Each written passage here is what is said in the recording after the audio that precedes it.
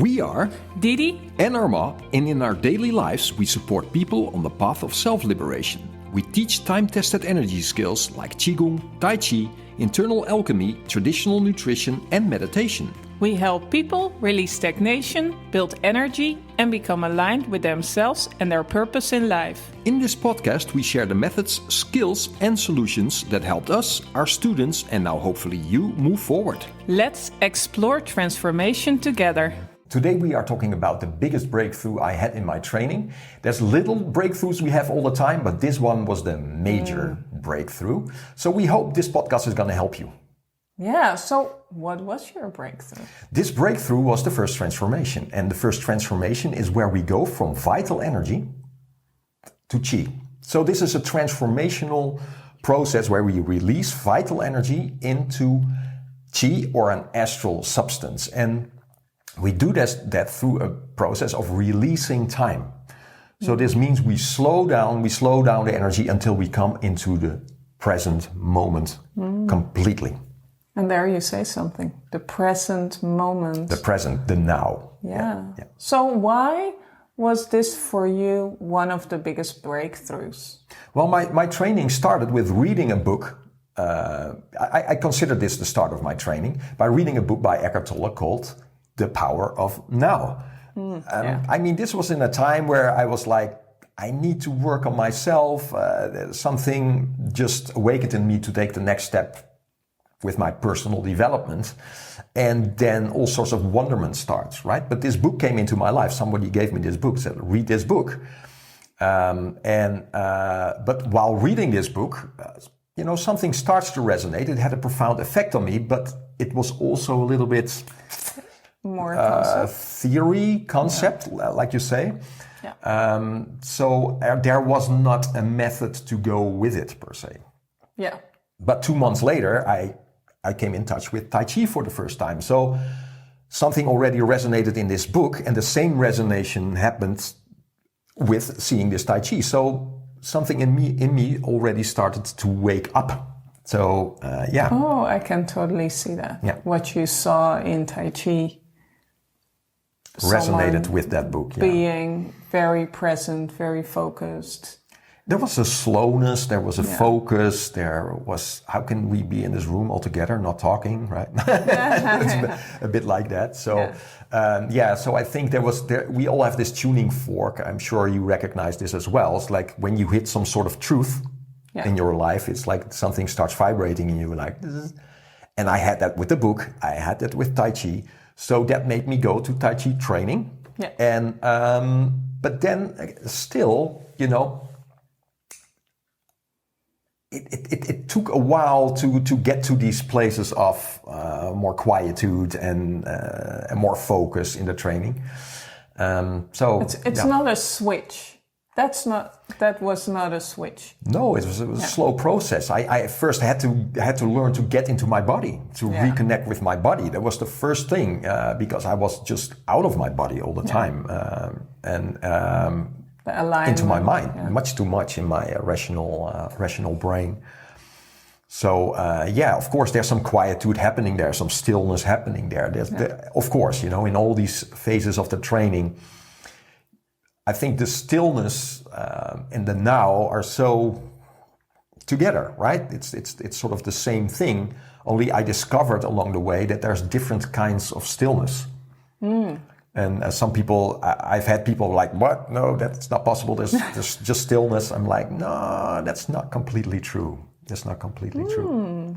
So when I went from the more physical aspects and start recognizing the energy body, because out of my standing practice, I get these sensations, tingling sensations and more warmth, and there's all sorts of things happening. There's again, you go through a little door. There is a deeper sense of stillness happening around you. It takes a while too, right? Because you're so observing. It's like this. But at a certain point, you're like, wow, it's getting so still.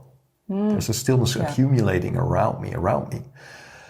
But that's not the same when you start going from vital energy into Qi, because now we start with a process we call releasing time. It's a transformational process. Yeah. We go from one state and we release that state in this case, the vital energy plateau where we are, which is still very connected to the physical, we start releasing time on that, slowing down, slowing down, slowing down, slowing down until we really hit the spot and we get into the present moment, into the great now. And when I first had that experience, I just laughed. I was like, there was this sense of coming home. There was like, this is why I started. Now I know. Now I understand the book, you know. Yeah. And of course, like you said, there's tips in there. He's already giving some tips about, you know, connecting with the body and focusing on the now. But it was, you know, I don't know how you had that when you read the book, but... When I read the book, it was something that I thought, I understand. Mm-hmm. Yeah. I understand the concept. I understand and I even understand the feeling of it, but it's not something that I could switch on. Right. Like, how do I get into the now when I'm when my mind is going everywhere? Right. How do I get back? And that was something that needed work. Yeah. So I think it's, for me, I didn't go directly into Tai Chi as you did. I was doing yoga at first, ballet and yoga, and I experienced that feeling. Sure. When I was dancing or while doing yoga, and we always did some meditation before starting other movements. And so with the meditation, it did happen, although what I found was that my thoughts were still coming in and out, and I was still sticking on some stuff. Right. Yeah. Most of the time, this is funny, most of the time I did yoga in a class on Saturday morning. Right. And after my yoga class, I would go do grocery shopping. So in my mind, sometimes shifted to the grocery shopping. It's like, what do I need to get for all the meals? I'm sure everyone recognizes this staticky thing happening. Yeah. And I would still stick onto these things. So, So when and we did, you did some yoga, or not yoga, you did meditation trainings. You get some sessions here, and then we did whole days of meditation, which was very helpful. Long story short, when you started training, like the transformations, and I went into that with you, it was a game changer. Yeah. It was just something different. It was so much stiller. And for me, those thoughts about the grocery shopping and something that was happening, going through that door, there was this peacefulness. Yeah. Yeah. It was just a different layer. And I come into a state where I just want to remain. It's sometimes you just like, just let me sit here for a while more, because it's just so... it's such a deeper vacuum that you get yourself into. And also that really helps when you teach people meditation, is that you teach them energy work right from the start as well. Yeah. Because going in from there, from the feeling of energy, where the stillness already starts accumulating into the first transformation, and you take that state into your practice, now you start on a different plateau. And it can easily be missed. That's the thing. Yeah. You know, that's why, it took me years to get to this first transformation. But my teacher had such a great method for it to get it, that's why I was laughing, because it made so much sense to just hold the breath for a while, let your mind really land into this sacred spot of stillness, together with the energy, I must say, right? Still having the feeling on energy, and there's a shift in energy happening, it becomes really thick and heavy, and you just land into this vacuum. And, it's like how can I help people to reach this state quicker instead of them wasting maybe years and years and years of sitting there or doing their practice, with such a simple exercise, such a simple method to get them to that place, because this opens the door to the higher work in training. Yeah. The observer, it becomes so still, the observer comes out, the spiritual aspect of the training really starts happening from this spot. And this is why it's a huge door. Because there's so many people starting this training for so many different reasons, but when you take them to this place, it's all the same. Everyone has this same profound, reconnecting experience that is just beyond the physical. And now we become more still, and this sets up for, the expanding of the mental space. That's what starts to happen almost automatically when you start tuning into this vacuum, is that the mind just wants to expand. Yeah. It's sort of using this chi state as like almost like a trampoline to jump off from. Yeah.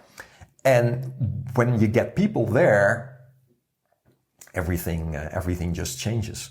I mean, why you start? Yeah, different reasons. You hit that spot, it's like coming home. The spiritual aspect really starts happening. Yeah, absolutely. Because it's and also there's all these because we come into a different realm of ourselves. We come into the soul. We come into the astral body. Chi and astral is the same in this context. So we have a chance to really start stilling our being and let the healing part of the practice begin. Yeah. Wow. Yeah. And I think for us it took a while before we got here. Yeah. For us we had quite some years of practice in one way or another before hitting this point. But when students come in, the 5-day workshop, we'll do this day two, something. So it's not something you have to wait for a long time. You can do it pretty quickly in your training, and it will help all the other stuff. Absolutely. Yeah. So also, going backwards, it will help and make sense in a lot of things. So it's pretty profound. And the astral body, this is where our soul is. We're talking about the soul, and the soul has a memory. It's like a hard drive, and it collects all these experiences. But out of that, a character develops, patterns develop, and some of them are strengths, but a lot of weaknesses can also come in. So to work on that level, we have to be able to go to the chi or astral plateau to really bring stillness into those aspects and really start balancing ourselves out, if that's proper English. This is what. So really getting to a more equanimous state in our being. Yeah. And this is why I call it a big door, because all these tiny doors before lead to this place. I've said before, this is where the real work starts, and the real work starts with influencing your own being, right? Because we can all recognize where we hold ourselves back, or where we get stuck in behaviors or even addictions, or it can go so far. This astral body can be a complete mess. Yeah. So to really directly work on that level, this is often missed. Absolutely. In the practice. Yeah. If you really want to dive deep into, it's a personal development. For sure. And it's not something that can be rationalized. I think what we try is we read books and we think, now we know it. And before you know it, you're back into patterns, into behavior that you were like, but I read about it. I should not do it anymore. But there is something underneath that cannot be solved just by thinking about it. No, of course. And I mean, you can rationalize, like say you do the black and the white mirror, like in hermetics, that's a method where we really dive into these strengths and weaknesses of our being. Yeah. But to do the work, we have to go to the astral body, and that's a frequency, that's a feeling, that's an experience. So yeah, you can rationalize some parts of it in your understanding, because now you can see, okay, I see, for instance, that I'm frustrated a lot, which I had, and many people have that, and so I can see also in the fire element, looking from hermetic standpoint, there was a disbalance there. You know, I have the tendency to go into frustration, short temper. This was also conditioned by my upbringing. So you start recognizing this, and it's like, okay, so now how do I get to this fire element, and how do I reach it astrally, slowing this down, this feeling, and bringing stillness into this element, so that the element can balance itself out. It's balance in the element itself. Stillness, stillness, stillness. And of course, there's other aspects where you start noticing yourself throughout the day, and where you see your patterns, etc. But the real work is done on that frequency. Yeah.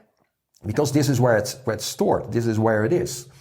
So you have to be able to go through all these little doors to reach this big door where you can do this big work. And then, you know, you free yourself of a lot of things. And now you're talking about why do we do internal training? Yeah.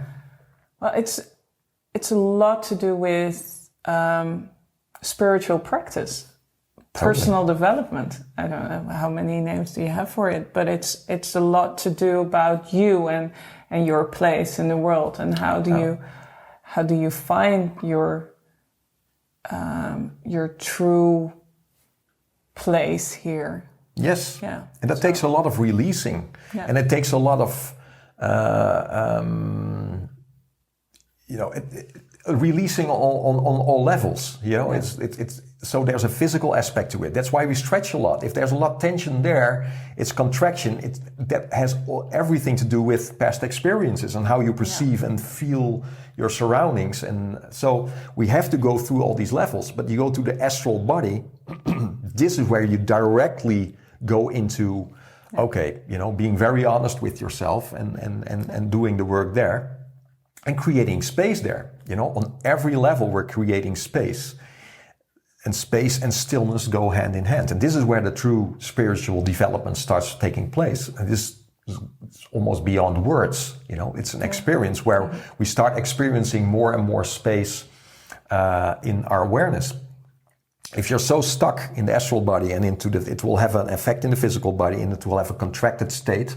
And this is why people just, you know, they're like, and I had that as well. You feel stuck, right? Stagnation, yeah.